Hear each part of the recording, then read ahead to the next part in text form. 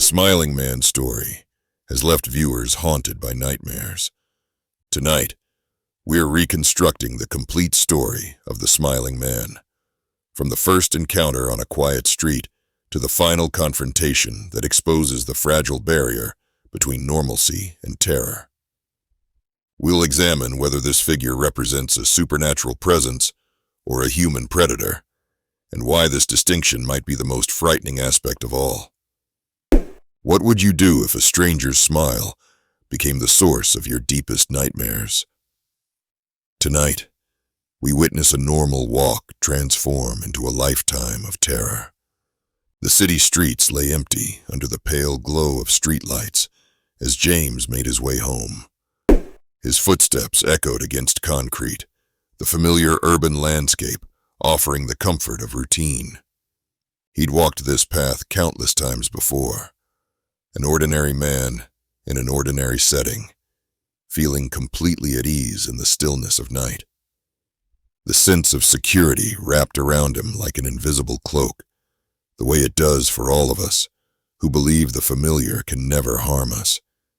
But as routine gave way to an inexplicable sense of unease, a solitary figure emerged beneath the streetlight's glow. Standing within an amber halo, a tall, lanky silhouette performed what James could only describe as an unnatural dance walk. The figure swayed side to side, making strange, exaggerated movements that triggered something primal in James's mind, an instinctive recognition that something was terribly wrong. A cold shiver traced down his spine, freezing him momentarily as the silent street seemed to constrict around him. As the distance between them closed, the disturbing nature of the man's movements became increasingly apparent. His body jerked and flowed with a disconcerting grace, each step deliberate, yet somehow wrong. Like a marionette controlled by invisible strings, the figure's limbs moved with mechanical precision that defied natural human motion.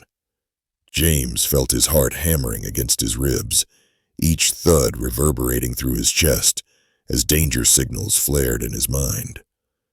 The man's face revealed the true horror, fixed in an impossibly wide smile, stretching from ear to ear, a rictus of unnatural joy. His eyes stared skyward, fixed in a trance-like state, never looking directly at James, yet somehow aware of his presence. The disconnect between the fixed smile and vacant upward gaze violated every social norm, triggering a profound unease that transcended rational thought. James crossed the street, attempting to distance himself from this unsettling presence. In that moment, reality fractured. When James looked back, the Smiling Man had transported himself across the street, mirroring James's position perfectly, maintaining that skyward gaze and frozen grin. James found himself unable to move, his body locked like a statue carved from fear, his muscles tensed, breathing shallow, as the Smiling Man approached with bizarre, cartoon-like, tiptoed steps, a parody of stealth carrying the figure forward with terrifying speed. And then the Smiling Man stopped, mere feet away, close enough that James could see every unnatural detail of that smile, sense the wrongness emanating from this being that appeared human but violated every aspect of human behavior. When James attempted to speak, his voice emerged only as a frightened whimper. That sound, the audible manifestation of his fear, broke some invisible standoff. The Smiling Man suddenly pivoted and ran directly toward him, moving with inhuman speed. Pure survival instinct propelled James forward. He ran without looking back until he reached more populated streets.